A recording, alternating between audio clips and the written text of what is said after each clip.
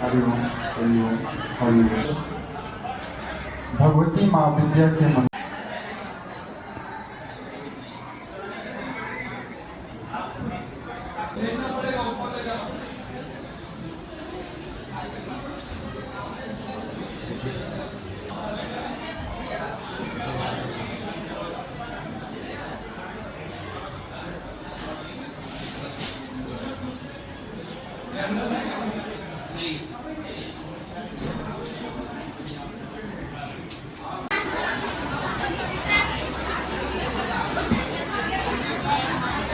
जय माता दी है ना।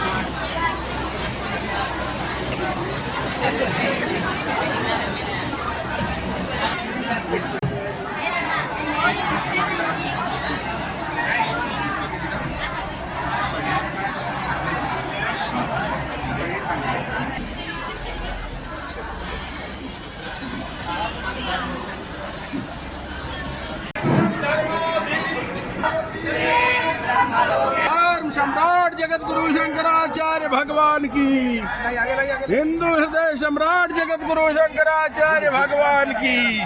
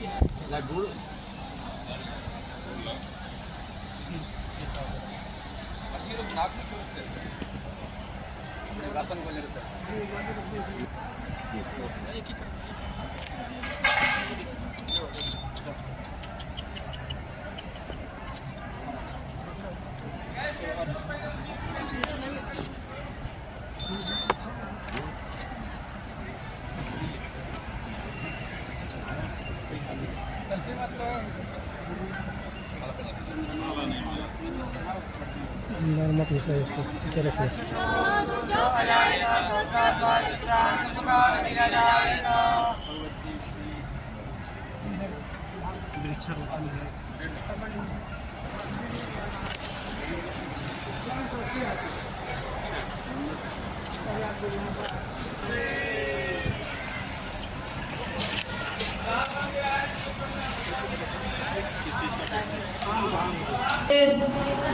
अथर्ववेदीय उत्तरामनाय ज्योतिष विदादेश्वर अनंत श्री विभूषेश जगत गुरु शंकराचार्य भगवान पधार रहे हैं।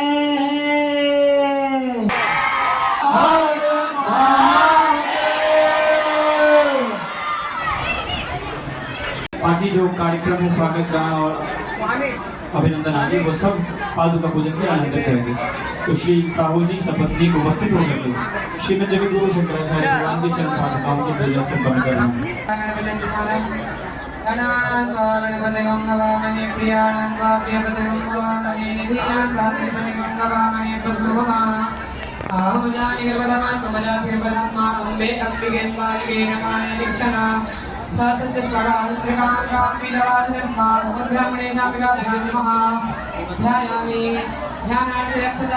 समर्पयामि हस्तप्रक्षालनम् ओम केशवाय नमः ओम नारायणाय नमः ओम माधवाय नमः हस्तप्रक्षालनं गोविन्दाय नमः ध्यानं तोटको विजय कृष्णकुमारो गरुडशृंगः विन्यो विशालो वकुलो वामनः सुन्दरो रुणः श्रीनिवासस्तथानन्दो विद्यानन्दस्योगिनिः विद्याधरो गुणानन्दो नारायणोमापतिः बालकृष्णो हरिब्रह्मा हरिस्मरणदेव च वृन्दावनो हि नन्दश्च भवः कृष्णो हरिश्चरा ब्रह्मदेवो रघुपूर्णः कृष्णदेवः शिवस्तथा बालकृष्णोपेन्द्रश्च हरिश्चन्द्रः सदाशिवः केशवनारायणो चैव रामकृष्णस्तथैव च ततो गुरुतरप्रान्तस्ते रामविश्वदेव शोकरपुरुषोत्तमानन्द कैलासानन्दराजदे विश्वेश्वराच्युतानन्द राजराजेश्वरेति च मधुसूदनस्ततोद्वैतानन्दाष्टाविद्यस्तुते अत्रयोद्रमणे ब्रह्मानन्दश्रेष्ठनमोऽस्तः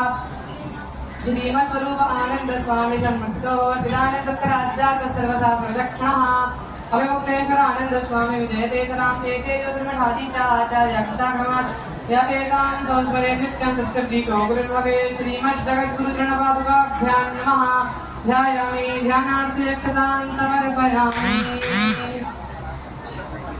धर्म की अधर्म का प्राणियों में विश्व का गौ माता की हत्या गुरु शंकराचार्य भगवान की गुरु शंकराचार्य भगवान की शारदा पीठाधीश्वर गुरु शंकराचार्य भगवान की अन्नपूर्णा मैया की मैया की राजराजेश्वरी पुरुषोत्तरी मैया की काल भैरव बाबा की श्री काशी विश्वनाथ लेकर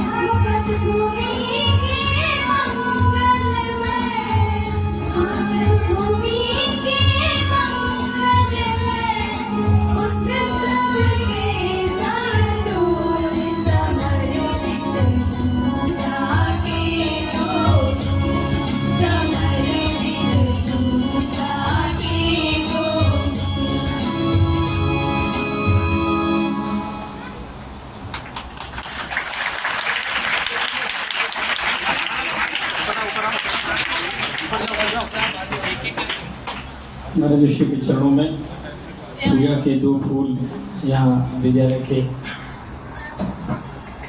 श्री साहू जी और यहाँ की जो हमारी बालिकाएं बहनें हैं उन सब ने महाराज जी के चरणों में अपने भाव पुष्प समर्पित किए। अब हम कार्यक्रम को आगे की ओर लेके चल रहे हैं। हमारे इस यात्रा में हमारे सही संयोजक आदरणीय श्री देवेंद्र पांडे जी को आमंत्रित कर रहे हैं। आप पूज्य महाराज श्री के इस यात्रा के विषय में संक्षेप से सबको अवगत कराएं और कितने बड़े महत्वपूर्ण कार्य में ये विद्यालय परिसर भी सम्मिलित हो गया है, इनका नाम भी उस सूची में आज लिखा गया है, उस विषय में भी आप कृपा करके इनको बताएं कि कितने महत्वपूर्ण कार्य में इनका योगदान सहज में भगवती गौ माता की कृपा से हुआ है। श्री देवेंद्र पांडे जी। परमाराध्य परम धर्माधीश जगत गुरु शंकराचार्य जी के श्री चरणों में कोटि कोटि वंदन और प्रणाम करता हूँ। हम सब लोग धर्म से जुड़े हुए लोग हैं, हम सबका परिवार है, हम सबको बचपन से ही संस्कार मिलते हैं और उसी संस्कार के बदौलत संपूर्ण विश्व में भारत अपनी एक अलग पहचान रखता है। यहाँ जितने बच्चे आए हुए हैं उनके सबके मन में और उनके पिता के माता के परिजनों के मन में एक कामना होगी कि हम पढ़ लिख कर कुछ बने, हमारा बच्चा जग में नाम रोशन करे, जिससे कुल कुटुंब परिवार और रिश्तेदारों में भी हमारी अच्छी खासी इज्जत स्थापित हो सके, प्रतिष्ठा हो सके। आप सबको ज्ञात होगा कि भारत में कुछ चेहरे ऐसे हैं जिनका नाम सबको मौखिक याद रहता है। जैसे हम पूछें कि वो व्यक्ति जो लठिया लेकर चलते थे और देश में स्वतंत्र कराने के लिए करो या मरो का नारा दिया था, तो शायद सभी लोग बोलेंगे उनका नाम महात्मा गांधी था। हम पूछें कि एक ऐसे क्रांतिकारी का नाम बताओ जो मूंछों में दाव देता, भारत के 2 वैज्ञानिकों का नाम बताइए तो आप लोग निश्चित तौर पर बता देंगे। हम पूछें कि एक ऐसे वैज्ञानिक का नाम बताओ जो भारत का राष्ट्रपति बना हो तो आप बता देंगे। हम पूछें कि देश के प्रधानमंत्री का नाम बताओ तो आप आसानी से बता देंगे।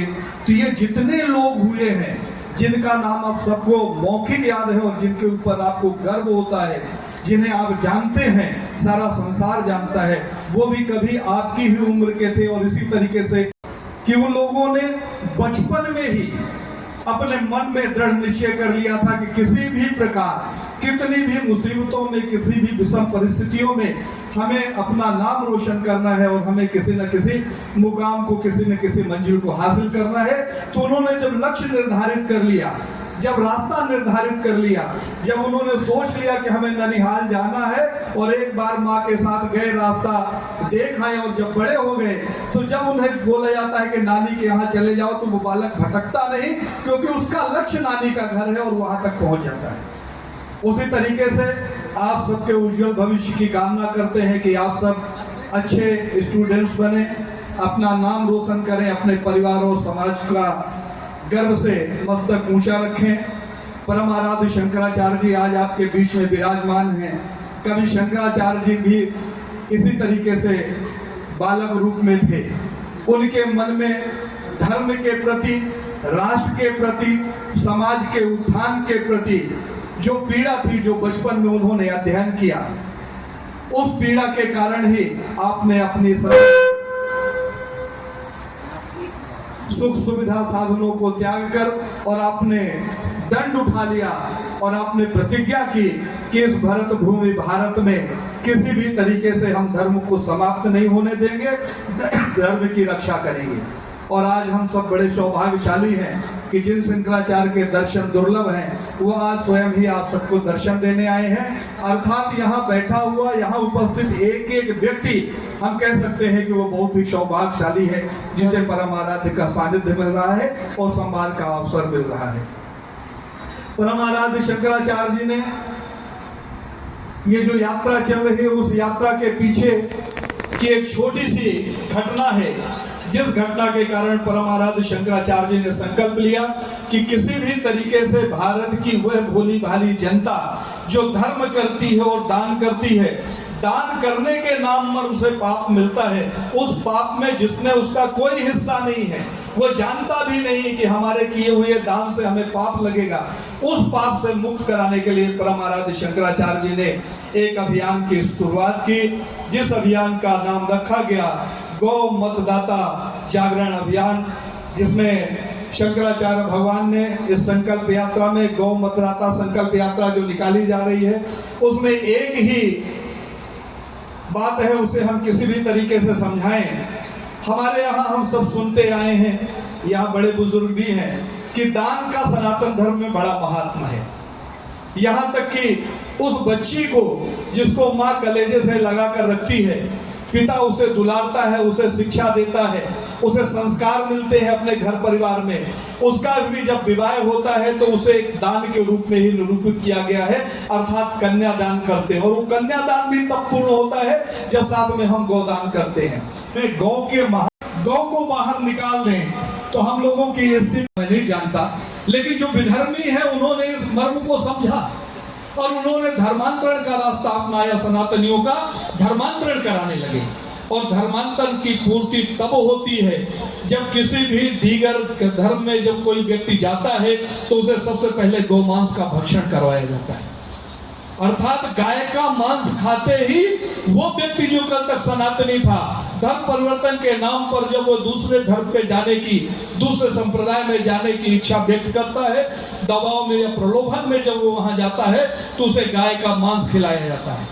और जैसे ही वो गाय का मांस खाता है तो उसके अंदर असुरी प्रवृत्तियां, राक्षसीय प्रवृत्तियां पनपने लगती हैं और बढ़ने लगती हैं। ये हमारे ग्रंथ बताते हैं, क्योंकि राक्षसों और देवताओं के बीच में गाय का ही तो संघर्ष था। तो आज हमें किसी न किसी रूप में गाय का मांस खिलाने की योजना चल रही है, षड्यंत्र चल रहा है। आप लोगों की जानकारी के लिए बता दूं कि इस गांव में हो सकता है कि जितनी आबादी हो उसके हिसाब से दूध की आपूर्ति होती हो, लेकिन किसी शहर में हम देखें 10 लाख की 5 लाख की आबादी वाले शहर में क्या उतना दूध मिल पाता है? उतने गौ माता हमारे क्षेत्र में है या गाय के अलावा जो भी पशु दूध देते हैं, क्या उतनी संख्या में है कि सभी लोगों को दूध मिल सके? लेकिन सभी दूध का उपयोग करते हैं। अब तो गांव में भी लोग जाते हैं किराने की दुकान पे और पैकेट मांगते हैं कि 1 पैकेट दूध दे दो। कभी हमने नहीं सोचा कि जब गांव में रह के सर्व साधन सर्व सुविधा युक्त होकर हम दूध का उत्पादन नहीं कर पा रहे, तो एक बंबई में, कलकत्ता में, गुजरात में बैठा हुआ व्यक्ति जो यहाँ दूध बेच रहा है, वो दूध ले कहाँ से आता है? कहाँ से आता है वो दूध? हमारे यहाँ तो दूध नहीं होता, हम गांव में रहते हैं, बच्चों को आज दूध नहीं दे पा रहे, लेकिन थैलियों में दूध बिक रहा। तो आखिर वो बिक क्या रहा है, ये हमें जानने की आवश्यकता है। अमेरिका ने अभी जो गायें बनाई है, उन गायों को वो मांस खिलाते हैं और मांस खिलाने के बाद उसका दूध निकालते हैं, उससे दूध की मात्रा अधिक होती है। और भारत सरकार के ऊपर वो दबाव बना रहे हैं कि भारत में उनके यहाँ से दूध मंगा कर दिया जाए। अर्थात एक व्यक्ति जो 5 टाइम की पूजा करता है, जो सात्विकी है, लहसुन और प्याज भी नहीं खाता, वो भी दूध का उपयोग करता है और उस दूध के रूप में उसके अंदर कहीं ना कहीं मांस का अंश जाएगा, अर्थात वो अपने धर्म से डिग जाएगा। ये प्लानिंग पूरे राष्ट्र में चल रही है। गाय की हत्या करके गाय के मांस को बेचा जा रहा है। जिन सरकारों को हम मानते हैं कि ये अच्छी है, ये धर्म को मानने वाली सरकार है, वो गौ हत्यारी कंपनियों से चंदा लेती है और गाय काटने वाले स्लाइडरों का लाइसेंस देती है। तो आखिर गाय की रक्षा कैसे होगी? गाय की रक्षा इसलिए जरूरी है कि हम वही बने रहें जिस पवित्र कुल में पैदा हुए हैं। बड़े आश्चर्य की बात है कि बिहार की इस यात्रा के दौरान हम लोगों ने देखा कि जब कभी अपने स्वाभिमान की बात होती है, अपने अभिमान की बात होती है, सीना तानने की बात होती है, तो बहुत से लोग अपने आप को बताते हैं कि हम राम के वंश के हैं। बहुत से लोग बताते हैं हम कृष्ण के वंश के हैं, लेकिन उनके आचरण का एक कदम भी हम आगे नहीं बढ़ाते। 1% भी चिंतन नहीं करते। अगर राम ने इस धरा पर जन्म लिया तो विप्रधेन सुरसन तेतलीन मनुज अवतार, गाय की रक्षा के लिए जो राम आए उनका वंशज बन के भी हम गाय की हत्या में चुप बैठे हुए। कृष्ण के वंशज जो अपने आप को बताते हैं, उनमें से राजनीति में आज बहुत से लोग आगे हैं, मंत्री, मुख्यमंत्री और केंद्र तक उनकी बड़ी पकड़ और धमक है। उनमें से किसी के मुंह से हमने नहीं सुना कि उस गाय माता की रक्षा होना चाहिए जो हमारे वंश वृद्धि का प्रतीक है, कृष्ण का प्रतीक है, हमारे धर्म का प्रतीक है। अर्थात राजनीति का वो घिनौना चेहरा आज सामने आया है जो धार्मिक रूप से हमारा शोषण करता है, हमारी वोट लेता है, लेकिन हमारे धर्म को नष्ट और भ्रष्ट करने की दिशा में बढ़ रहा है, क्योंकि उसे विदेशी कंपनियों से चंदा मिलता है। अर्थात बिके हुए लोगों के हाथों की कठपुतली बनकर यह राष्ट्र रह गया है। परमाराध्य ने जब राजनीतिक आंकलन किया, जब सामाजिक आंकलन किया, जब धर्म का आंकलन किया, जब देखा कि बचपन में ही बच्चे चॉकलेट और मक्खन खा रहे हैं, तो आने वाले दिनों में अगर उन्हें गौमांस परोसा जाएगा तो किसी भी कंडीशन में मना नहीं कर पाएंगे, क्योंकि 90% बच्चे लाइन कट गया, ऐसे बोल देता हूं नहीं चालू हो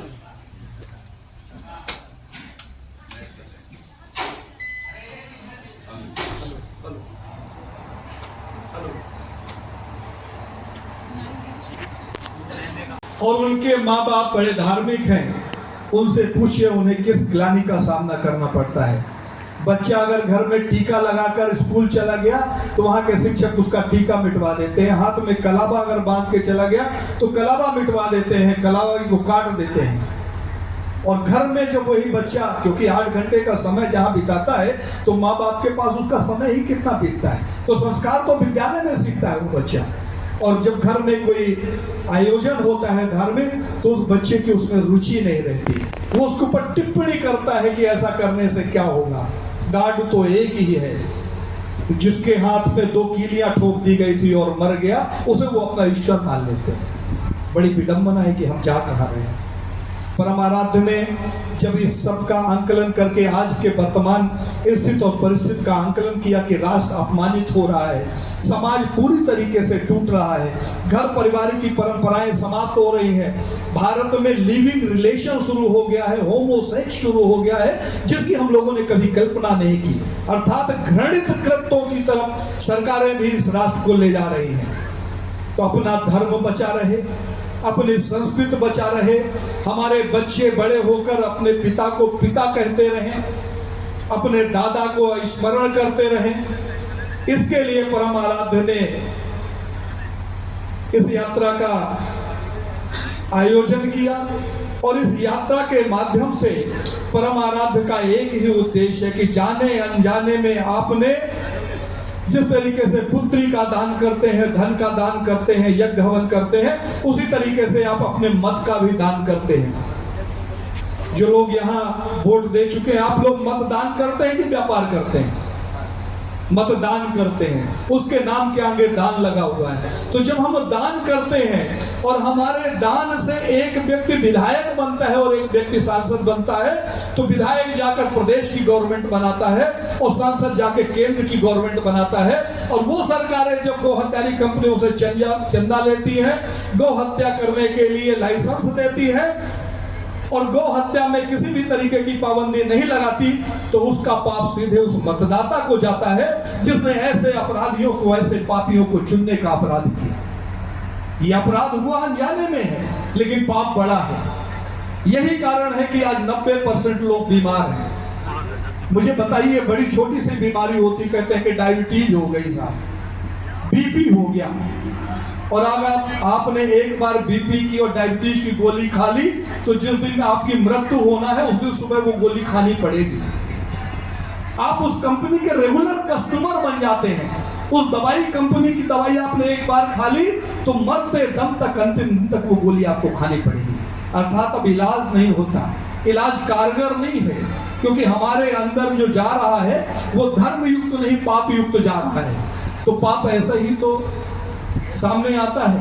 पाप का स्वरूप यही तो है, जो किसी को नष्ट और भ्रष्ट कर दे, समाप्त कर दे, वही पाप है। तो आज हमारा जीवन हमारी दिनचर्या सब कुछ तो समाप्त होती जा रही है। तो परमाराध्य का सानिध्य आज आपको मिला है। मुझे लगता है कि आप सब लोग बहुत पवित्र आत्मा हैं जिन्होंने शंकराचार्य भगवान के सानिध्य को प्राप्त कर यहाँ उनके उद्बोधन को सुनने का मन बनाया है। गौ हत्या बंद हो, गौ की हत्या नहीं होना चाहिए। गौ माता राष्ट्र माता हो।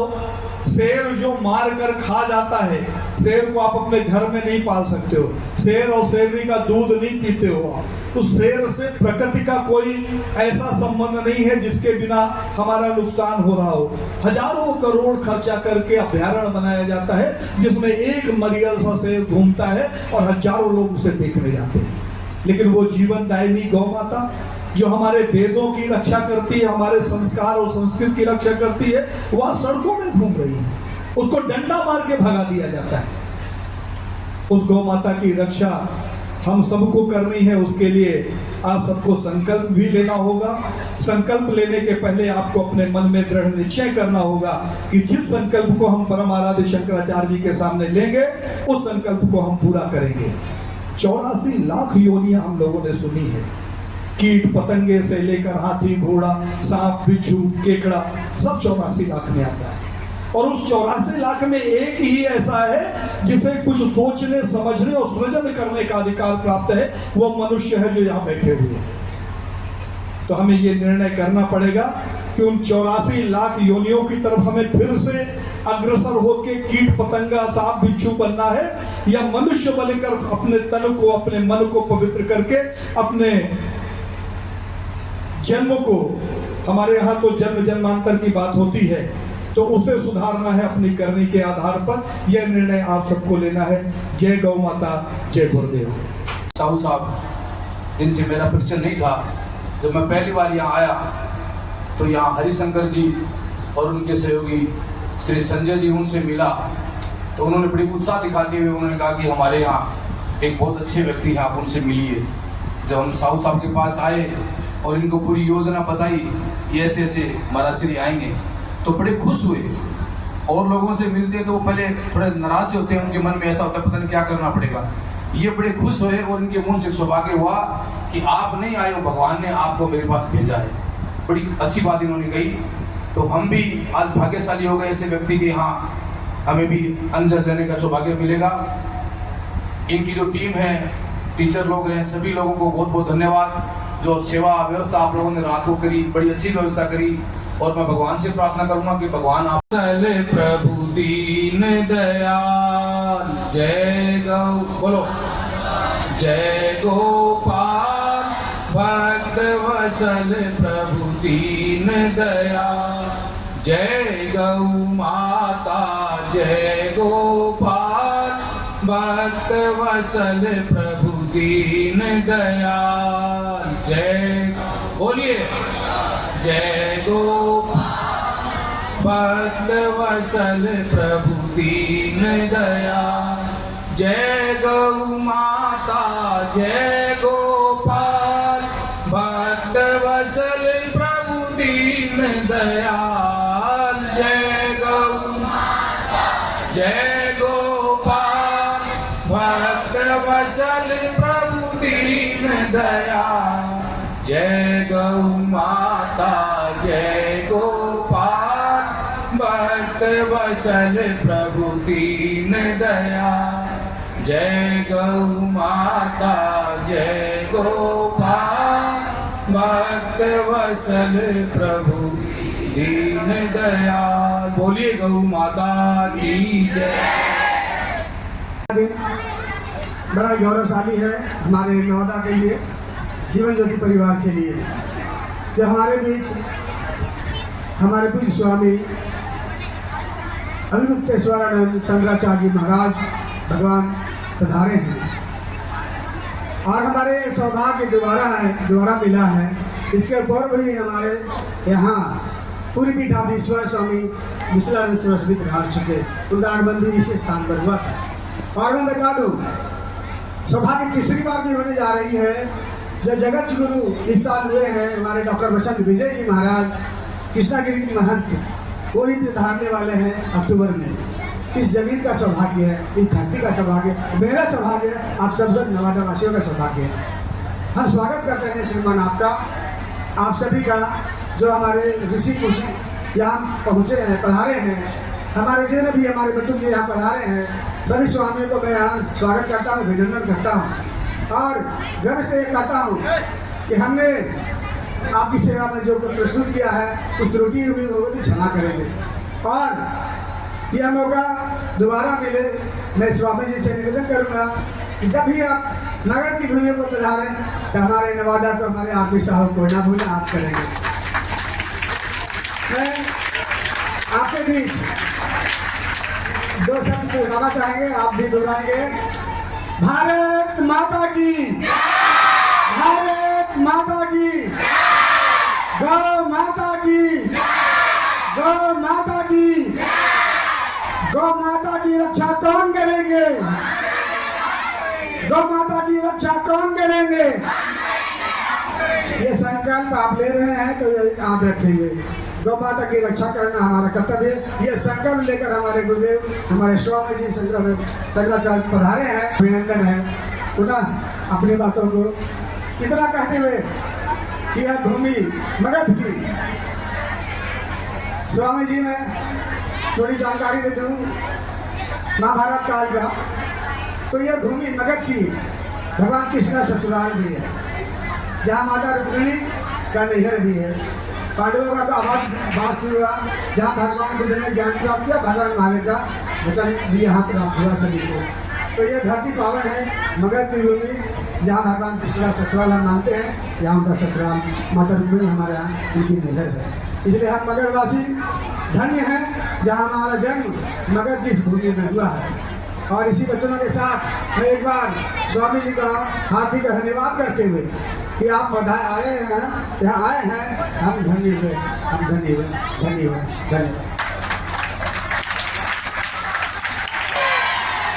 नारायण समारंभां शंकराचार्य मध्यमां अस्मदाचार्य पर्यन्तां वंदे गुरु परंपराशन प्राणायाम प्रत्याहार धारणा ध्यान समाधिष्ठांग योगानुष्ठान निष्ठाः तपश्चर्यासन चक्रवर्तिनः अनादि गुरु परंपरा प्राप्त वैदिक धर्म प्रचारण परायणाः सकल दर्शन समन्वित वेद वेदांत सिद्धांत प्रतिपादिकाचार्याः निगमागमसार हृदयाः सर्वतंत्र सुतंत्राः वर्णाश्रम सदाचार शिक्षकाः विश्व कल्याण मानसाः अखंड भूमंडलाचार्याः अनंत श्री विभूषित श्रीमदाद्य शंकराचार्य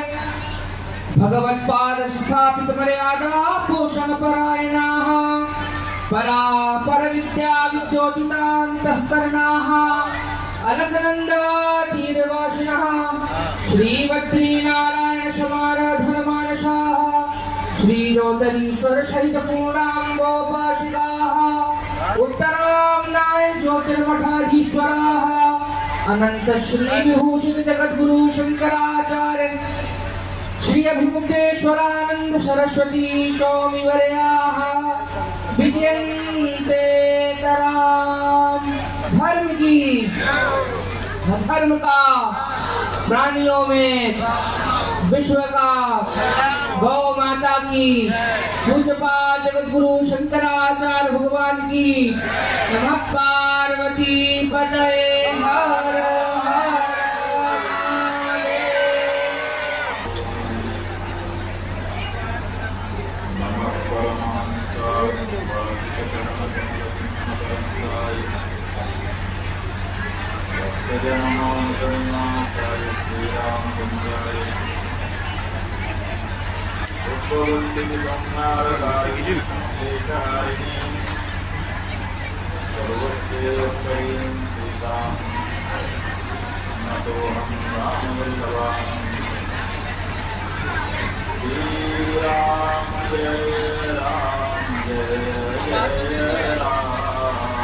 श्री राम जय राम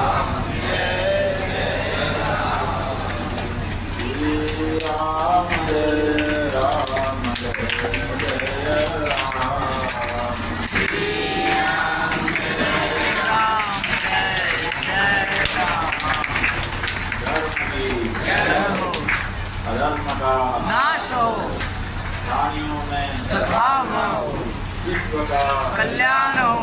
गौ माता की जय। नमः पार्वती पतये हर हर महादेव।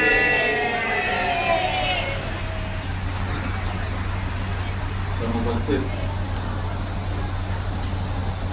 संतवृंद, विद्वद्वृंद, सुधी सज्जनों, आदरणीय मातृशक्ति और प्रिय बच्चों,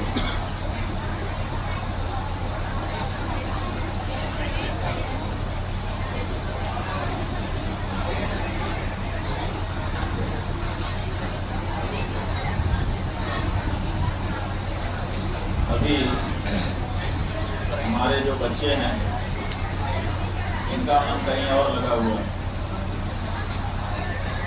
अभी आपस में बातचीत करने का इनका मन है, तो हम सोचते हैं कि पहले इनको आपस में बातचीत करने का मौका दिया जाए। बोलो, सही है? आप लोगों को आपस में बातचीत का मौका दें? अगर है तो हाथ उठाइए, आपको पूछने का मौका हम दे रहे हैं। अभी तक कई जगह पे हम बच्चों से बात कर चुके हैं। सबसे बड़े विद्वान आप ही लोग हमको दिखाई दे रहे हैं, जिनके मन में कोई सवाल नहीं। इसका मतलब बहुत जानकार हो आप लोग। अगर जानकार हो तो फिर हम ही पूछें।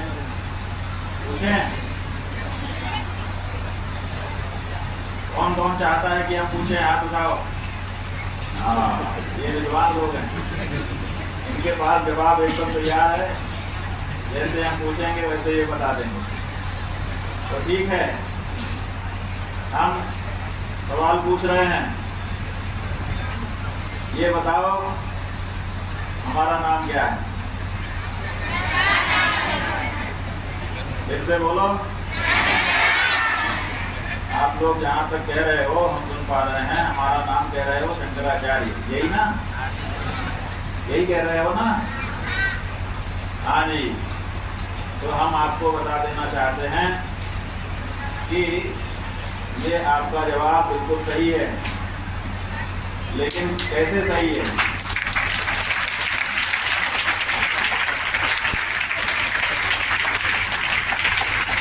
बच्चा हो जाता है तो अपने लिए ताली भी बजा लेते हैं। बहुत बढ़िया।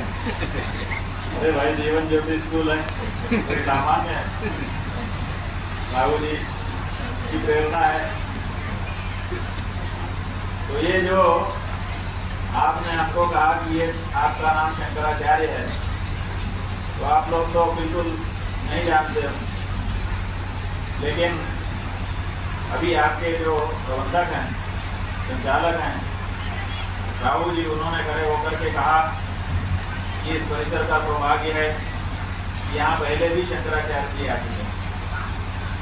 अभी हमको इन्होंने जब हमको से वृक्षारोपण कराया तो बताया कि कुछ 6 वर्षों पहले शंकराचार्य जी यहाँ आए थे और उन्होंने भी एक वृक्ष यहाँ पर रोपा है जो बड़ा हो रहा। आप लोगों ने वो वृक्ष देखा है? नहीं देखा। इसका मतलब उस वृक्ष को बच्चों को नहीं दिखाया है, छिपा के रखा है। उस वृक्ष के पास बोर्ड लगा दीजिए ताकि बच्चे उसको बीच बीच में खेलते कूदते देखें, वहाँ पर नाम पढ़ें और फिर उस वृक्ष का महात्म्य थोड़ा सा उसमें लिख दीजिए, तो वो खेलते कूदते उसको पढ़े रहेंगे तो उनके संस्कार बना रहेगा। के भवनों में 10-20 सुबह के लिखा दिए जाते हैं, तो उनको कभी पढ़ाया नहीं जाता बच्चों को। लेकिन एक बात तय है कि पूरी जिंदगी जब कहीं वो बोलने खड़े होते हैं तो उन्हीं में से कोई एक सुबह के बोल करके अपनी बात शुरू करते हैं। क्यों? क्योंकि बिना पढ़ाए ही उनके मन में वो संस्कार गहरे से रोज देखने के कारण बैठ जाता है। तो हम ये बताना चाह रहे थे, यहाँ पहले भी शंकराचार्य आए थे, लेकिन हम नहीं थे। तो एक ही नाम के कई लोग हैं ना? कितने हैं शंकराचार्य? हाँ, आप लोग बिल्कुल बहुत विद्वान हो। बिल्कुल सही जवाब आपने दिया, अपने लिए ताली बजा सकते हैं।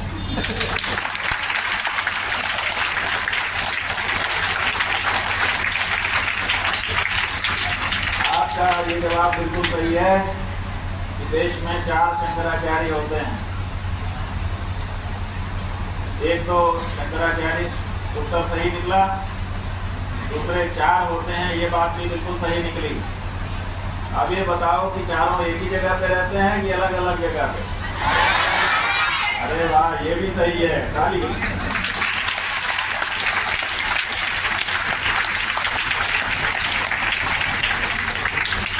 ये बिल्कुल सही आपका उत्तर था। चारों शंकराचार्य एक जगह पे नहीं रहते हैं। देश की 4 दिशाओं में 4 स्थानों पर उनके मठ बनाए गए हैं, वहां पर वो रहते हैं। पूरब का मठ कहाँ पर है? 4 दिशा में 4 मठ हैं। सबसे पहले पूरब के बारे में पूछ रहे हैं। पूर्व दिशा का, भारत के पूर्व दिशा में आप लोग हो, इसलिए पूर्व दिशा के शंकराचार्य का मठ कहाँ पर है? कोई जानता है? कोई जानता है? पुरी में है, बिल्कुल सही।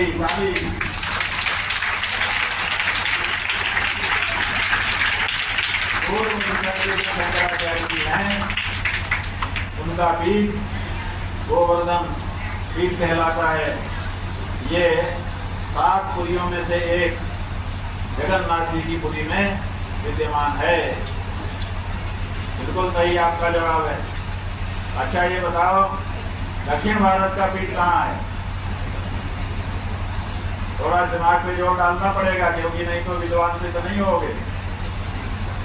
अभी तक बहुत इज्जत बढ़ गई है आप लोगों की। दक्षिण भारत का जो पीठ है वो कहाँ पर स्थित है? श्रृंगेरी। हाँ, कहीं से आवाज आ रही है कि बड़ा बच्चा बोल रहा है कि छोटा बच्चा, पता नहीं है, लेकिन आवाज तो आई है। और वो आवाज है दक्षिण भारत का जो शंकराचार्य जी का पीठ है वो श्रृंगेरी में है। श्रृंगेरी, क्या नाम है? श्रृंगेरी। हाँ, द्वारका, बिल्कुल सही जवाब इस तरफ से आया है। हो सकता है हमारी बहनों ने बताया हो, ये भी विदुषी हैं, ऐसी कोई बात नहीं। तो पश्चिम भारत में शंकराचार्य जी का पीठ कहाँ पर है? द्वारका में है, द्वारका धाम है, वहां पर वो पीठ विद्यमान है। अब कौन सी दिशा बच गई है? कौन सी दिशा बच गई पूछने में 4 में से? उत्तर दिशा बच गई, यही उत्तर है, उत्तर ही उत्तर है। तो उत्तर दिशा में जो शंकराचार्य जी का पीठ है वो कहाँ पर है? उत्तराखंड।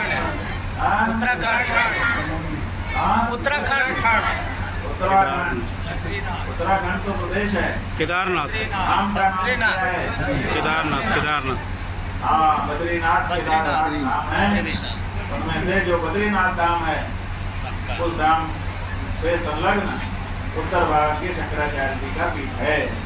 ठीक है, हिंदुओं के 4 धाम माने गए हैं। पूर्व में जगन्नाथपुरी में जगन्नाथ धाम है, दक्षिण में रामेश्वरम में रामेश्वर धाम है, पश्चिम में द्वारकाधीश जी का स्थान है, वो भी एक धाम है, और उत्तर में भगवान बद्रीनाथ जी का जो धाम है उसी को चौथा धाम माना गया है। तो 4 शंकराचार्य जी के पीठ हैं, चारों दिशाओं में हैं, और उनको आपने जान लिया। अब फिर से अभ्यास के लिए पूछ रहे हैं, पूर्व दिशा का पीठ कहाँ है? पूरी। अब बोलिए, आपको तो याद होना चाहिए। पूर्व दिशा का पीठ कहाँ है? दक्षिण दिशा का पीठ कहाँ है? पश्चिम दिशा का पीठ कहाँ है? और उत्तर दिशा का पीठ कहाँ है? बिल्कुल, एकदम सही हो गया। पूर्व दिशा, पूर्व के जो शंकराचार्य जी हैं उनका क्या नाम है? पूज्यपाद निश्चलानंद सरस्वती जी महाराज। क्या नाम है? और दक्षिण दिशा में जो पीठ है उसके शंकराचार्य जी इस समय कौन है? पूज्यपाद स्वामी भारती तीर्थ जी महाराज। बोलिए। और पश्चिम दिशा में जो पीठ है द्वारका पीठ, उसके शंकराचार्य जी इस समय कौन है? स्वामी सदानंद सरस्वती जी महाराज। क्या नाम है? स्वामी सदानंद सरस्वती जी महाराज। और उत्तर दिशा का जो पीठ है उसके शंकराचार्य कौन है इस समय? यही है जो आपके सामने आकर के इस समय बैठे हैं। ठीक है, इनका क्या नाम है? आप लोगों ने बोर्ड में पढ़ लिया होगा इसीलिए जानते। ठीक है बंधु, हाँ थोड़ा कठिन है, इतना सरल नहीं है। आपका वाला में कठिन नहीं है। हाँ? आपका वाला नाम कठिन नहीं है, कठिन नहीं है क्योंकि लगातार कहीं न कहीं आपको जो है सो हाँ उपयोग में है, व्यवहार में है, इसलिए चढ़ गया है जबान पर। ये सिद्ध कर दिया कि आपका जो सामान्य ज्ञान है विशेष करके धर्म के बारे में वो बहुत ऊंचा है, और इसके लिए एक बार तो ताली बनती है।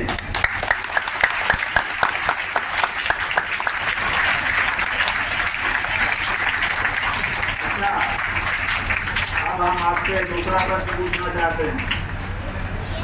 वो दूसरा प्रश्न ये है कि दो तरह के लोग संसार में होते हैं। दो प्रकृति है, प्रकृति माने स्वभाव। वो दो स्वभाव कौन कौन से हैं? दो स्वभाव के लोग होते हैं, वो कौन कौन से हैं? हम बता रहे हैं आपको। एक अच्छा स्वभाव और एक बुरा स्वभाव, यही तो होता है ना।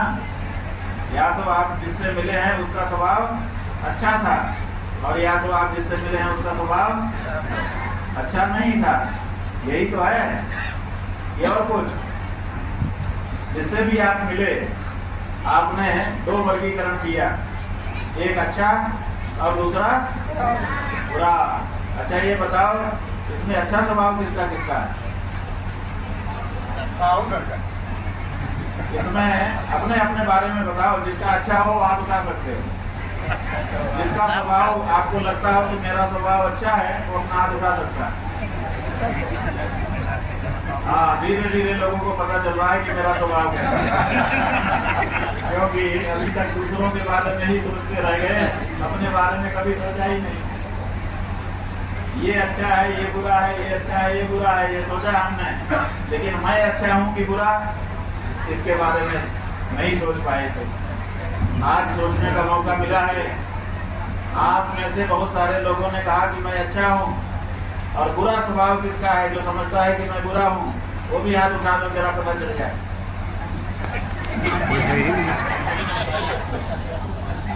हाँ, कोई संकोच नहीं, जिसको लगता है कि मेरा स्वभाव अच्छा नहीं है वो हाथ उठा सकता है। ये तो अनुभव की बात है, दूसरा नहीं जान सकता। एक बिटिया ने हाथ उठा दिया है,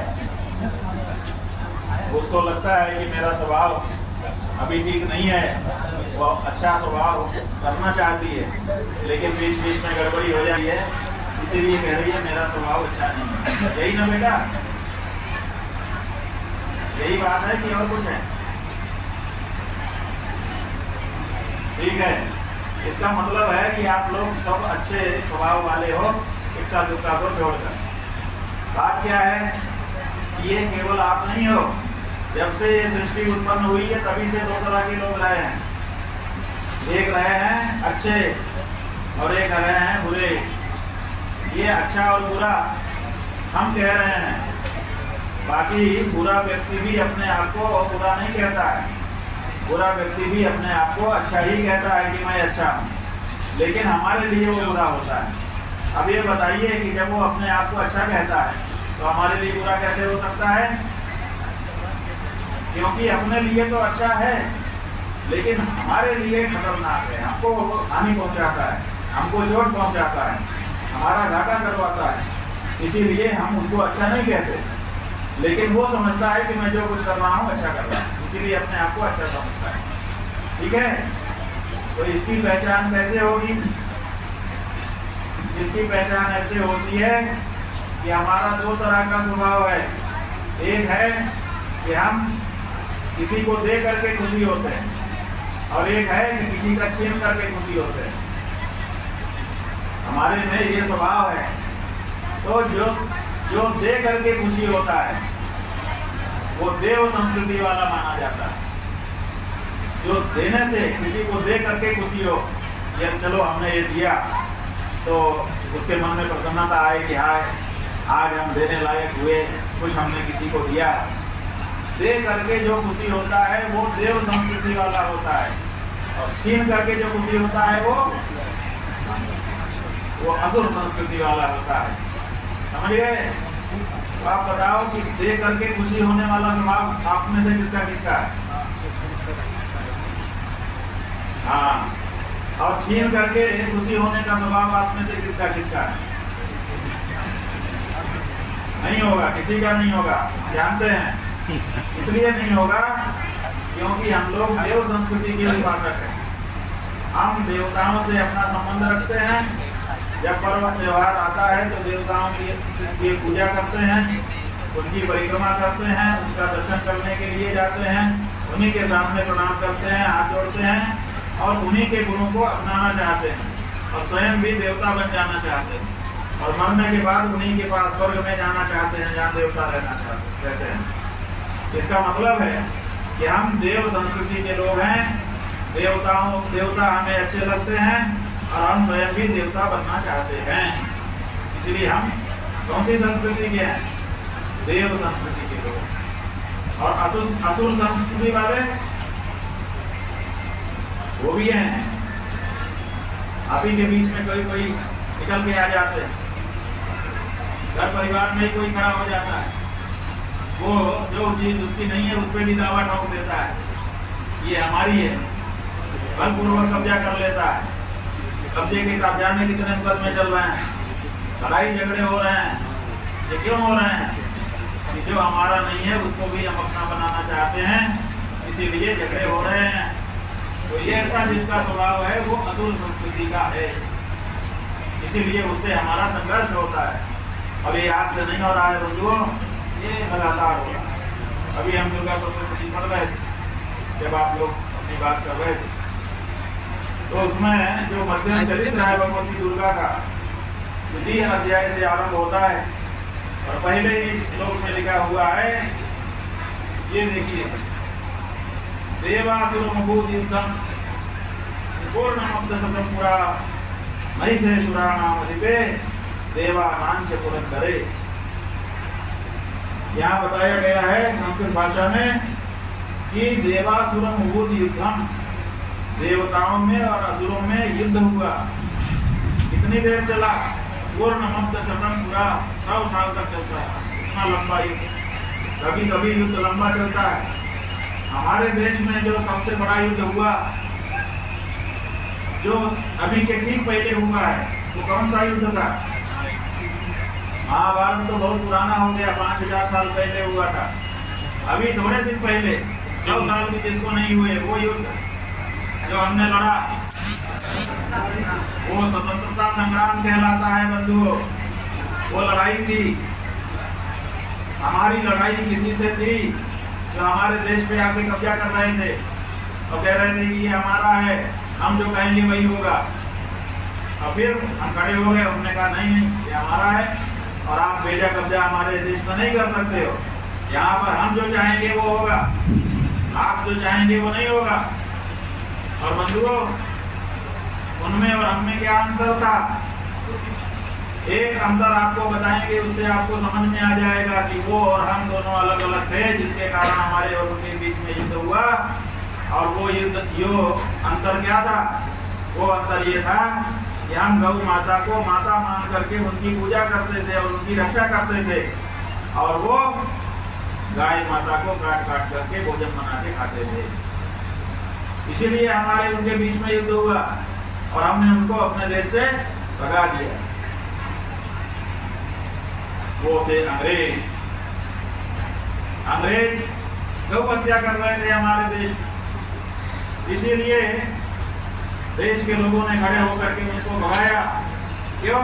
क्योंकि हमें गौ हत्या किसी भी दशा में स्वीकार नहीं थी। वो हमारी माता है और हमारी माँ को कोई मारे, आपकी माँ को कोई मारे, आप सहन कर लोगे? हाथ उठा के बोलो जो सहन कर सके। कोई नहीं उठा रहा, इसका मतलब कोई सहन नहीं कर सकता। हमारी माँ को कोई मारे, हम सहन नहीं कर सकते। क्यों? क्योंकि वो हमारी माँ है, वो हमको प्रेम करती है, हमारे ऊपर वात्सल्य की वर्षा करती है। इसलिए हमने अंग्रेजों को भगा दिया, क्योंकि वो गलत कर रहे थे। वो जो अंग्रेजों के साथ हमारी लड़ाई चली वो कितने साल चली? यहाँ दुर्गा चतुर्थी में लिखा हुआ है पूर्ण मप्त शतम पूरा, माने 100 साल तक देवताओं और असुरों के बीच लड़ाई चली। हमारी ये अंग्रेजों के साथ लड़ाई कितने दिन चली? हाँ जी, 200 साल नहीं बंधुओं, ये लड़ाई हमारी अंग्रेजों के साथ 90 साल चली। 1857 से 1947 तक 90 वर्ष लगे हमको लड़ने में, और 90 वर्ष के बाद हमारी विजय हो गई। अंग्रेजों को देश छोड़ करके भागना पड़ा। ठीक है ना? शुरू किया जाए। प्रिय पत्रकार बंधुओं, आपका स्वागत है। जैसा कि आप जानते ही हैं, गौ माता की रक्षा पूरे देश के जितने भी हिंदू हैं उनकी, और उनके साथ साथ जो हिंदू नहीं हैं उनमें से भी बहुतों की सदा से कामना रही है कि गौ हत्या बंद हो, पूरे भारत में बंद हो, और गाय को पशु के रूप में चिन्हित न करते हुए उनको माता के रूप में चिन्हित किया जाए और पुकारा जाए। लेकिन आज़ादी के पहले से जो हमारी ये मांग थी, जिसके बारे में देश के सभी उस समय के बड़े नेताओं ने ये आश्वासन दिया था, वचन दिया था कि आज़ादी मिलते ही, स्वराज्य प्राप्त होते ही कलम की पहली नोक से गौ हत्या बंदी की जाएगी। 80 साल के लगभग आज़ादी को अभी तक बीत गए, अभी भी वो वचन किसी भी नेता ने पूरा नहीं किया है। एक के बाद एक पार्टियां सत्ता में आती रहीं, वोट हमारा ही लेती रहीं और हमारी माँ को काट काट करके बेचती रहीं, खाती रहीं। तो ऐसी परिस्थिति में सनातन धर्मियों का जो धैर्य है, लंबे समय तक उसकी परीक्षा हो चुकी है, लेकिन अब इससे ज़्यादा धैर्य धारण करना कायरता होगी। इसीलिए सनातनियों ने अब ये निश्चय किया है कि अब हम अपनी गौ माता की रक्षा के लिए स्वयं खड़े होंगे। जो भी इसके लिए करना पड़े वो सब करने के लिए अब सनातनी तैयार हैं, लेकिन किसी भी दशा में अब गौ माता की हत्या को स्वीकार करने के लिए तैयार नहीं। इसी क्रम में उन्होंने ये भी सोचा है, सनातन धर्मियों ने, कि अगर देश की कोई भी पार्टी, चाहे लेफ्ट हो, चाहे राइट हो, चाहे मध्य वाली हो, कोई भी जब गौ माता के पक्ष में खड़ी होती नहीं दिखाई दे रही, तो एक सनातनी राजनीति की धारा देश में आरंभ करके उसी के द्वारा उसी को सत्ता में ला करके भविष्य में गौ माता की रक्षा का प्रयत्न राजनीतिक रूप से भी किया जाए। व्यक्तिगत रूप से भी गौ माता की रक्षा के लिए लोग आगे आ रहे हैं, और वो हर रास्ता अपनाने के लिए सनातनी अब तैयार हो रहे हैं, जिससे गौ माता की रक्षा हो सके।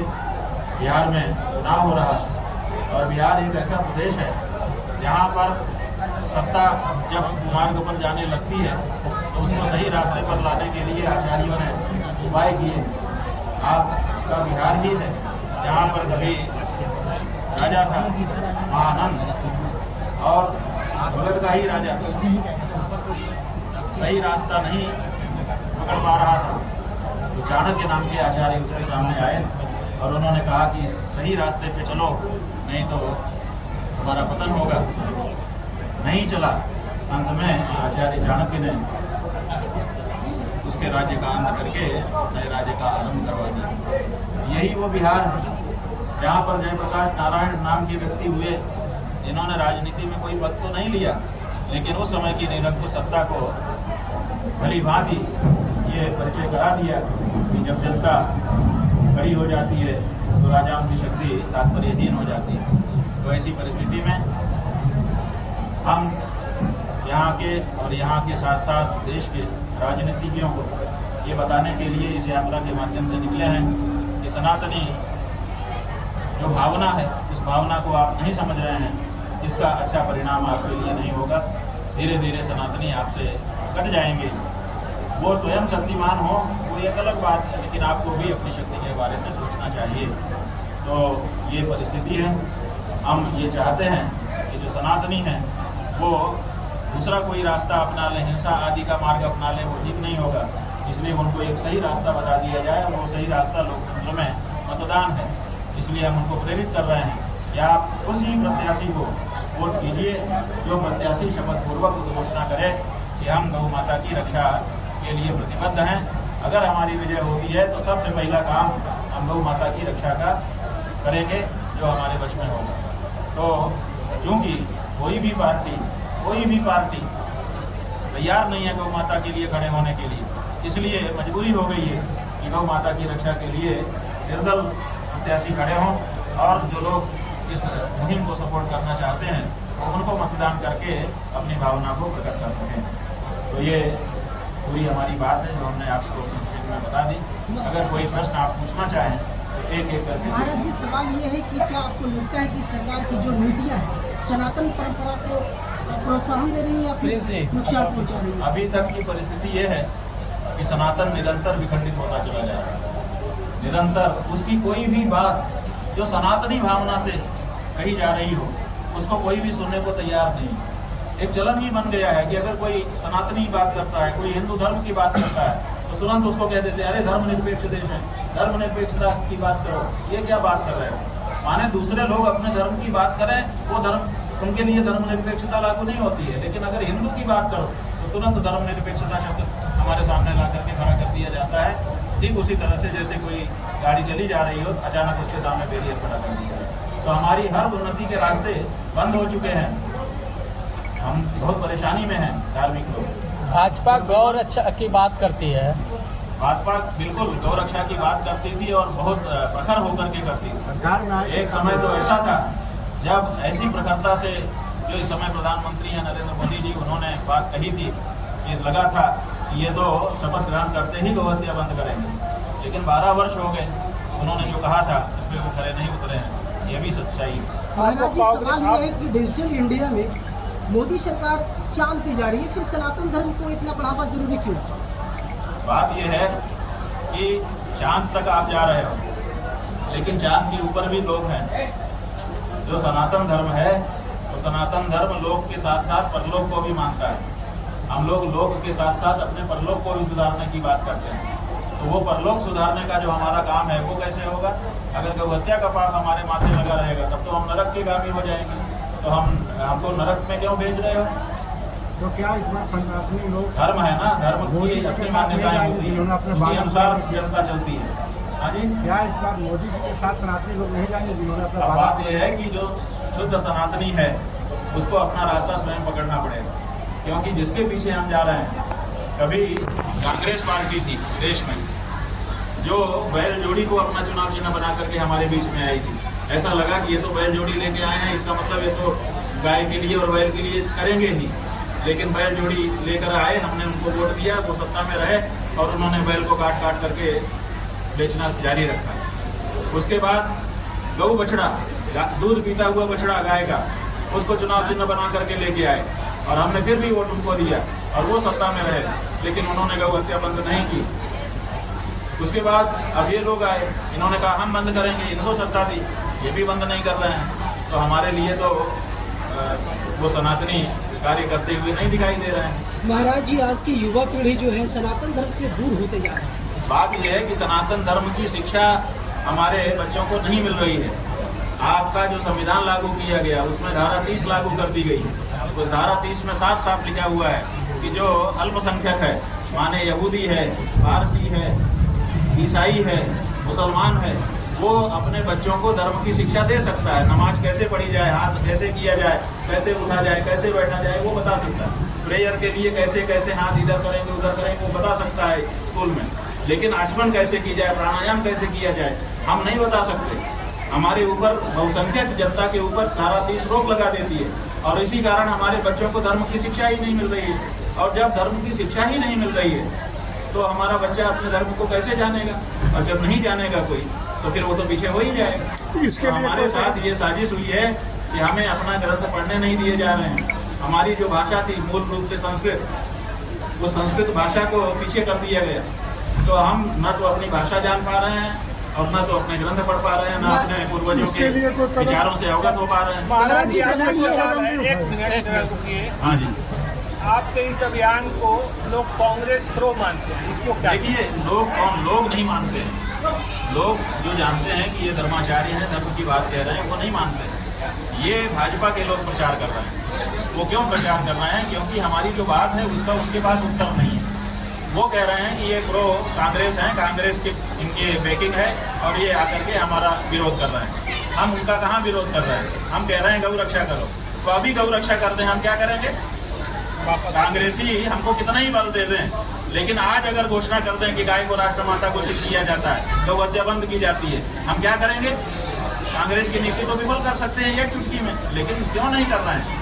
हमको आप कांग्रेसी कह दे रहे हो, लेकिन ये बताओ कांग्रेस ये कह रही है जो हम कह रहे हैं? हम कह रहे हैं गौ हत्या पूर्णतया बंद हो, कांग्रेस कह पा रही है? हम कह रहे हैं कि गाय को पशु नहीं माता कहो, कांग्रेस कह पा रही है? अगर कांग्रेस के मुंह में ये जबान होती तो क्या बात थी? वो कांग्रेस सत्ता से बाहर ही ना होती। लेकिन कांग्रेस ने जब गाय माता की भावना का दोहन किया, लेकिन हमारी भावना को नहीं माना, तभी तो वो सत्ता से बाहर हुई है। और अब ये भी सत्ता से बाहर हो जाएंगे, क्योंकि आखिर कितने दिन तक आप भ्रम में रखेंगे किसी को? हम हिंदुओं को गौ हत्या नहीं चाहिए, ये बात आखिर हर हिंदू के हृदय की है। कोई कह पा रहा है, कोई नहीं कह पा रहा है। हम थोड़ा हिम्मत करके कह रहे हैं, कोई दूसरा नहीं कह पा रहा है। इसका मतलब ये थोड़े है कि सब लोग गौ हत्या चाहते हैं। अगर भाजपा के नेता ये समझते हैं कि हम गौ हत्या करते हुए लंबे समय तक इस देश में राज करेंगे, तो बिल्कुल गलत है वो। ये नहीं चलेगा। लंबे समय तक राज करने के लिए हमने तो इसीलिए कल कहा, हमने कहा कि देखिए इस देश में भूतपूर्व प्रधानमंत्री बहुत हुए। नरेंद्र मोदी के सामने अभूतपूर्व प्रधानमंत्री होने का मौका था कि वो गौ माता को राष्ट्रमाता घोषित कर देते और गौ हत्या को बंद कर देते। तो भूतपूर्व तो वो भी होंगे, आज नहीं तो कल, लेकिन अगर ये कदम उठा लेते तो वो अभूतपूर्व प्रधानमंत्री होते। लेकिन शायद उनको भी भूतपूर्व होना ही लिखा है, अभूतपूर्व होना उनको भी नहीं। सर, अध्यात्म और राजनीति का अलग अलग नेचर है, तो इसको आप राजनीति की ओर ले जा रहे हैं, तो कैसे कर? बात यह है कि अध्यात्म का नेचर अलग है, राजनीति का नेचर अलग है। लेकिन अध्यात्म के नेचर में ये है कि हम जो कुछ करें वो सही होना चाहिए, हमारा हर कदम सही होना चाहिए। हम जो करते हैं वही धर्म हो जाता है और वही अधर्म हो जाता है। अगर हम आपको गाली देने लगे तो हमारा बोलना ही अधर्म हो जाएगा, और अगर हम आपको अच्छे शब्दों में स्वागत करें तो यही हमारा बोलना ही धर्म हो जाएगा। इसी तरह से मतदान भी धर्म और अधर्म दोनों हो सकता है। अगर हम गौ हत्या का मौन या अप्रत्यक्ष समर्थन करने वाले नेता को वोट दे देते हैं तो हम भी गौ हत्या के पापी हो जाएंगे उसी मतदान के माध्यम से। और अगर हम किसी गौ रक्षक को वोट दे देते हैं तो गौ रक्षा का पुण्य भी हमको प्राप्त हो जाएगा। तो हमारा जो मतदान नाम का एक्ट है, क्रिया है, कर्म है, वो हमको पापी या पुण्यात्मा बनाने वाला है। इसलिए यह मामला केवल राजनीति का नहीं है, ये धर्म भी इसमें प्रविष्ट है। हमारा हर कदम परीक्षित होना चाहिए कि हम इससे पुण्य प्राप्त करेंगे कि इससे पाप प्राप्त करेंगे। तो मतदान करके हम पुण्य पाएंगे कि पाप पाएंगे, ये विचार तो हमको धार्मिक होने के नाते करना ही है। इसमें राजनीति की क्या बात? 243 सीटों पर उम्मीदवार खुद खड़ा करेंगे, 243 सीटों पर खुद उम्मीदवार खड़ा करेंगे या फिर सपोर्ट? बात यह है कि हमारा काम नहीं है कि हम उम्मीदवार खड़ा करें, हमारा काम नहीं है कि हम वोट मांगे। लेकिन समस्या ये है कि गाय के लिए जो संकल्प ले लेगा, जैसे हम इन्हीं को संकल्प करा दें कि हाँ हम गाय के प्रत्याशी को वोट देंगे, और कोई प्रत्याशी ही नहीं है क्योंकि कोई पार्टी मानने को तैयार नहीं है, तो ऐसे में वो ये वोट किसको देंगे? तो इनका वोट ही नहीं पड़ पाएगा। तो इसलिए हमको मजबूरी हो गई है कि हम हर विधानसभा में एक व्यक्ति खड़ा करें जो गाय के नाम पर हो, ताकि जो लोग संकल्पित हो रहे हैं वो उसको वोट दे सकें और चुनाव के बाद वो वोट गिने जाएं कि इतने वोट गाय के लिए गिरे। ये हमारी मजबूरी है, ये इच्छा नहीं है। अरे लोग खड़े हो रहे हैं, निर्दल खड़े हो रहे हैं, उसी में से जो व्यक्ति शपथ पूर्वक हमारे पास शपथ पत्र लाएगा कि हम हैं गाय के लिए, हम उसको घोषित कर देंगे। ऐसी क्या बात? बाबा एक सवाल है। हाँ, कि बहुत सारे मठ मंदिर हैं जहाँ से सनातन आस्था जुड़ा हुआ है, और कहा जाता है कि वो तमाम मतलब जो धर्मस्थल है वो सैकड़ों हजारों करोड़ की आमदनी का है।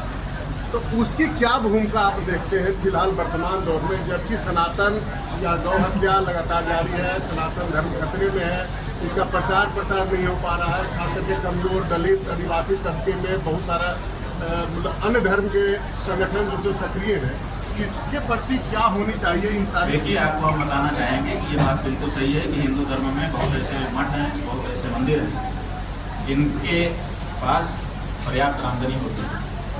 लेकिन आपको इसी के साथ ये भी पता होना चाहिए कि जो हमारे आमदनी वाले मठ मंदिर हैं उनको सरकार ने अधिग्रहण कर रखा है। लाखों हमारे मठ मंदिरों को सरकार ने अधिग्रहित कर लिया है। सरकार वहाँ जो चढ़ोतरी आती है उसको उठाती है, वही अपने यहाँ ले जाती है। और आपको बताना चाहेंगे कि उस आमदनी को हिंदुओं के वेलफेयर के लिए नहीं खर्च किया जाता है। वो आमदनी भी जो मंदिर की चढ़ोतरी है उसको भी मुसलमानों ईसाइयों के खर्च के लिए दिया जाता है, उनके वेलफेयर के लिए दिया जाता है। अभी तमिलनाडु की कोर्ट ने, हाई कोर्ट ने अभी एक फैसला दिया है कि भाई मंदिर की आमदनी को आप जो है दूसरे संप्रदाय के लिए क्यों खर्च करते हो। अभी वहाँ पर उन्होंने तो बहुत अच्छा फैसला दे दिया, पहली बार ये फैसला हाई कोर्ट ने दिया है, तमिलनाडु के हाई कोर्ट। अब सुप्रीम कोर्ट में उसको चुनौती दी जा रही है। तो हमारे आमदनी के जो स्थान है वो हमारे हाथ में नहीं है, उन पे भी सरकार बैठ गई। आज पूरे भारत में एक सरकार की बात नहीं कर रहे हैं, जितनी भी सरकारें बनी हैं सब ने केवल हिंदू धर्म स्थानों पर कब्जा जमाया है। एक मस्जिद पर आज तक कोई सरकार नहीं गई है, एक गिरजाघर पर कोई नहीं गई है। तो जब आप दूसरे धर्म के किसी एक स्थान पर भी कब्जा नहीं किए हो तो हिंदुओं के लाखों स्थानों पर क्यों कब्जा करके बैठ गए हो। इसका मतलब है कि हिंदुओं को कमजोर करना ही आपका एकमात्र लक्ष्य है। अब हिंदू बहुत कमजोर हो चुका, अब हम इससे ज्यादा कमजोर नहीं होना चाहेंगे। अब हम अपने बल को समेट करके स्वयं शक्तिमान होना चाहेंगे ताकि राजनीतिक रूप से भी हमारा संरक्षण बना रहे। संदेश क्या देना चाहते हैं? अगर हम स्पष्ट संदेश यही देना चाहते हैं कि हर सनातनी को कि आप अपनी सनातनी राजनीति को आगे लेकर के आइए और देश में राजनीतिक में भी सनातनियों का होना चाहिए, क्योंकि देश सनातनियों का है और सनातनी की ही राजनीति यहाँ नहीं है। आप देखिए यहाँ रूस की राजनीति भी है, यहाँ चाइना की भी राजनीति है, यहाँ पे अमेरिका की भी राजनीति है, यहाँ पर ब्रिटिशर्स की भी राजनीति है जो पार्टी बना करके यहाँ राजनीति कर रही है। यहाँ पर भारत की जो मूल धार्मिक राजधर्म की राजनीति है वो राजनीति पार्टी ही नहीं है और न वो राजनीति कोई कर रहा है। आखिर क्या कारण हो सकता है कि भारत में भारत की ही राजनीति नहीं है, बाकी सब कुछ है। तो जब हम स्वदेशी की बात कर रहे हैं तो राजनीतिक विचारधारा भी हमारी स्वदेशी होनी चाहिए और वो भी रेस में होनी चाहिए, ये हमारा हिंदू राष्ट्र घोषित बात यह है कि हिंदू राष्ट्र घोषित होने से काम नहीं बनेगा। पहले हमको सच्चा हिंदू बनना पड़ेगा। अगर हम सच्चे हिंदू होंगे तो हमारा राष्ट्र हिंदू राष्ट्र हो जाएगा। अभी देखिए बहुमत में हम हैं लेकिन हिंदू राष्ट्र नहीं हो पा रहा है। क्यों? क्योंकि हम असल हिंदू नहीं है। हमारा जो नेतृत्व है वो असल हिंदू का काम नहीं कर पा रहा है। इसीलिए सच्चे हिंदुओं को नेतृत्व संभालना होगा। गौ हत्या रोकने के लिए पहले गौ रक्षा करना जरूरी है और गौ रक्षा देखिए गौ रक्षा एक अलग वस्तु है और गौ सेवा एक अलग वस्तु है, दोनों में अंतर है। कानून जो काम करता है वो व्यक्ति नहीं कर सकता और व्यक्ति जो काम कर सकता है वो कानून नहीं कर सकता। इसलिए रक्षा तो कानून से होगी और जो सेवा का काम है वो हमारा है, वो हम बिल्कुल करेंगे। इसीलिए हम सरकार से सेवा के लिए कुछ नहीं मांग रहे हैं। इसी बात को मैं कहना चाह रहा हूं। हम केवल कह रहे हैं कि जो पशु की सूची में रखा है हमारे वेद में, हमारे शास्त्र में, हमारे पुराण में, हमारे इतिहास ग्रंथों में, हमारी परंपरा में गाय को कभी पशु नहीं माना है। तो आपने उसको पशु सूची में क्यों रख दिया है, ये बड़ा प्रश्न है। तो पशु सूची से तो सरकार ही हटाएगी। इसी बात को मैं कहना चाह रहा था कि सत्ता प्राप्त करने के लिए बहुमत चाहिए होता है और बहुमत तभी ठीक है, बहुमत है हमारा, लेकिन हम चूंकि लड़ते नहीं है, हम राजनीति में है ही नहीं है। जो सच्चा सनातनी है वो राजनीति से दूर है, कि कहाँ पछड़े में पड़ेंगे। उसको उसके दिमाग में पछड़ा बना दिया गया है, लेकिन वो पछड़ा हमारे धर्म को, हमारी माँ को काट काट के बेच रहा है। बताइए, हमारे होते हुए हमारा ही वोट लेकर के। तो ये सच्चाई जानने के बाद आखिर हम उसको पछड़ा कैसे मानेंगे? अगर वो पछड़ा है तो हम उस पछड़े में जा करके खड़े होना चाहेंगे और अपनी माँ की रक्षा करना चाहेंगे। और हमारी माँ भारत माता है, हमारी माँ हमारी भारतीय संस्कृति है, हमारी माँ हमारी गौ माता है। ये सब की रक्षा तभी हो सकती है जब राजनीति में भी सनातनी विचारधारा का प्रतिनिधित्व। ये नहीं लगता है हिंदुत्व के नाम पर वोट लेने वाले नेताओं को क्या संदेश देना चाहेंगे? नेताओं को क्या संदेश दें? नेताओं को ही संदेश देते देते तो 80 साल गुजर गए हमारे। नेताओं ने कौन सा हमारा संदेश लिया, बताइए? तो क्या अब एक्शन होगा? एकजुट होना चाहिए। सारे संत महात्मा एकजुट हैं। कैसे एकजुट हैं? कोई ये नहीं कह सकता। एक बाइक ला दो किसी संत महात्मा की जो कहे कि हाँ गौ हत्या सही है, होनी चाहिए। कोई बोला आज तक? कोई नहीं बोल सकता। इसलिए साफ की एक बात है कि गौ हत्या बंद होनी चाहिए। पूरा देश कह रहा है। केंद्र सरकार को दबाव क्यों नहीं बना पा रहा? भाई केंद्र सरकार जो है वो महात्माओं को क्या समझती है? महात्माओं को अपना कार्यकर्ता समझने लग गई है। अब वहाँ पे धर्माचार्य सीधे पार्टी का नेता ही धर्माचार्य है, वहाँ पे धर्माचार्यों से कोई नहीं है। वो पिछलग्गू हैं, डरे हुए या स्वभाव के बस सज्जन होने के कारण पीछे पीछे लगे हुए हैं कि भाई ठीक है करेंगे, आशा करते हैं। आशा का भी तो कोई समय सीमा होती है। इस यात्रा की शुरुआत है कि उनको लाइसेंस मिला हुआ है। औपचारिक संरक्षण यह है कि उनको सब्सिडी मिली हुई है और अनौपचारिक संरक्षण यह है कि उनको हर तरफ से उनके यहाँ काटने के लिए हमारी माँ को ले देने की छूट मिलती है। जब नौजवान जाकर के गाड़ी रोक भी लेता है तो उसको उसके ऊपर उल्टा हमला हो जाता है, उसको उल्टा गुंडा कह दिया जा रहा है। जब भारत का प्रधानमंत्री ही तो रक्षकों को गुंडा कह देगा तो थानेदार क्या करेगा? वो तो कहेगा कि भाई ये प्रधानमंत्री गुंडा कह रहे हैं तो वो गुंडा।